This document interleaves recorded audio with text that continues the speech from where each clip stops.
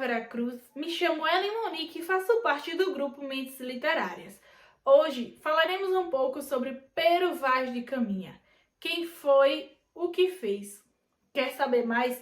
Fica ligadinho aqui no nosso vídeo, curte, comenta e compartilha. E não se esquece de ativar o sininho, hein, para ficar a par de todos os nossos conteúdos. Então vamos lá? No decorrer do século XV, que ficaria conhecido como o século das navegações, diversos viajantes europeus estiveram por aqui e registraram suas impressões sobre a natureza e o povo nativo do então chamado Novo Mundo. Dentre esses viajantes, encontravam-se oficiais, aventureiros de diversas partes da Europa, além de também religiosos, a exemplo dos missionários da recém-fundada Companhia de Jesus, que foram enviados para aqui com a missão de catequizar, os povos nativos. Nesse período, desenvolveu-se uma vasta literatura informativa sobre o Brasil, na qual incluíam-se cartas, roteiros náuticos, relatos descritivos, memoriais, diários de viagens, dentre outras modalidades discursivas que estavam em destaque naquela época. Bom, em meio a toda essa massa de escritos, destacou-se, é claro, a nomeada Carta de Achamento de Pero Vaz de Caminha, que teremos um vídeo falando apenas sobre este documento, e explicando de forma mais detalhada. Bom, esse primeiro documento escrito da história do país que hoje chamamos de Brasil, então, em meio a essa massa de escritos, destacou-se, é claro, a nomeada Carta de Achamento de Pero Vaz de Caminha, que teremos um vídeo falando apenas sobre isso. Esta carta foi o primeiro documento escrito da história do país que hoje chamamos de Brasil, que, assim como eu já disse, na sequência faremos uma excursão sobre esse documento e seu contexto de produção, onde destacaremos alguns de seus mais relevantes aspectos temáticos e composicionais. Porém, antes disso, eu abrirei um parêntese para falar brevemente sobre o autor dessa carta, sobre o autor da Carta de Achamento do Brasil, Pero Vaz de Caminha, que foi um dos cronistas da primeira expedição exploratória portuguesa aportada na terra do pau-brasil. Então, pelos dados disponíveis a seu respeito, é possível deduzir que, assim como seu pai, Pero Vaz de Caminha também era um homem culto e bem relacionado na corte portuguesa, que a sua família também pertencia à classe letrada da burguesia, e tinha também uma grande influência na vida política e administrativa, sobretudo, principalmente na cidade do Porto. Bom, seu pai, que exerceu diversos outros cargos de confiança no âmbito administrativo da corte, teria aprendido também o ofício de escrivão, com o tio, que fora chanceler e escrivão do arcebispo de Braga. Era também provável que Pero Vaz tenha aprendido o ofício das letras com seu pai, de quem também herdava prestígio junto à corte portuguesa. Isso justifica a sua nomeação como tesoureiro e escrivão da Casa da Moeda em 1476, um cargo que ele viria a ocupar somente em 1479, que foi depois da morte de seu pai. Já em 1497, Caminha aparece como um dos eleitos para redigir os capítulos da Câmara Municipal do Porto, submetidos à Corte de Lisboa no ano seguinte. Sem dúvida, esses dados endossam ainda mais o prestígio junto à administração do Reino Portugal de Caminha. É claro que também evidencia a boa reputação de Pero Vaz junto à corte.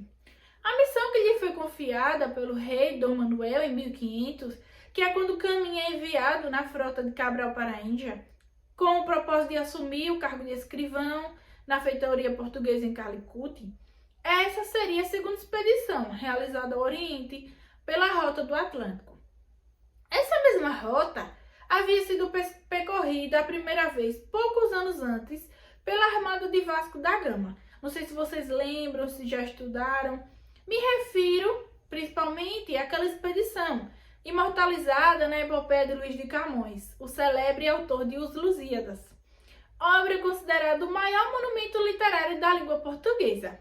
A 1500 e a expedição portuguesa ultramarina ao Oriente, como é possível concluir com base em diversas fontes, para não há uma certa dúvida sobre a qual função exata Caminha desempenhava a bordo daquela capitania.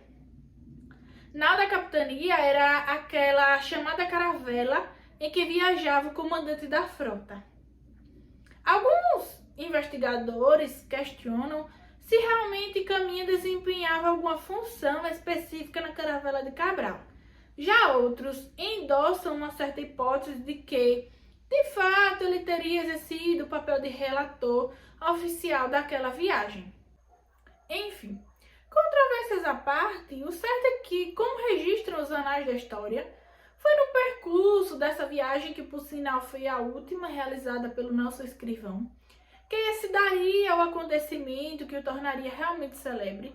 Isso porque nessa viagem, coincidentemente ou não, antes de chegar à posição portuguesa na Índia, a Armada de Cabral veio dar nas terras do Brasil. Iniciou-se assim um capítulo decisivo da história das Américas. Enfim, após esse feito de proporções monumentais, a esquadrilha portuguesa segue a Índia e Caminha chega a seu destino final. Contudo, infelizmente, mal havendo chegado à Índia, o escrivão e seus outros companheiros de viagem tiveram uma morte trágica. Isso se deu precisamente em dezembro de 1500, durante um violento ataque mouro à feitoria portuguesa de Calicut. Bom, as circunstâncias de sua morte teriam sido registradas por um outro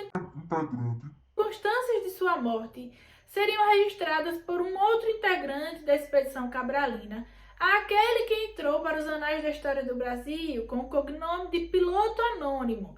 Teremos um vídeo falando apenas desse também. Fiquem ligadinhos. Nesse mesmo assalto também viria a falecer o navegante Aires Correia, que havia sido o nome do feitor-geral da Armada de Cabral e administrador de Calicut. Segue agora um trecho do relato do Piloto Anônimo em português, atualizado. Aos 16 de dezembro, estando em Aires Correia, fazendo contas com os feitores das duas naus carregadas, fez-se à vela um anal de mouros, cheio de especiarias, a qual Pedro Álvares aprisionou.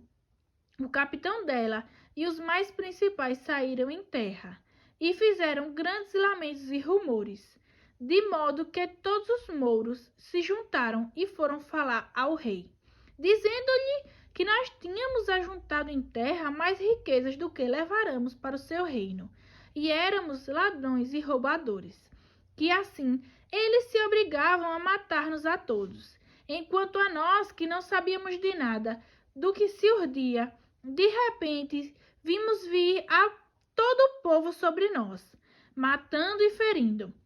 Éramos coisa de 70 homens de espada e capa, e eles um número infinito, com lanças, espadas, rodelas, arcos e flechas. E assim, por falta de socorro, mataram Aires Correia, e com ele 50 e tantos homens. Hoje, há mais de 500 anos depois desses acontecimentos, embora sejam poucas as provas materiais de sua passagem por este mundo, permanecem vivos os relatos do nosso escrivão português Pero Vaz de Caminha.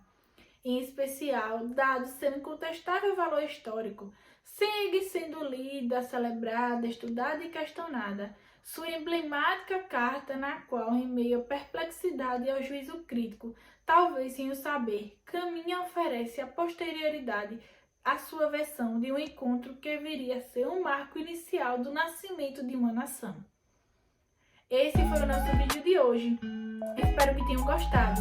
Assim como no início, peço que curte, comente e compartilhe. E não se esqueçam de ativar o sininho, pois teremos muito mais conteúdos como esse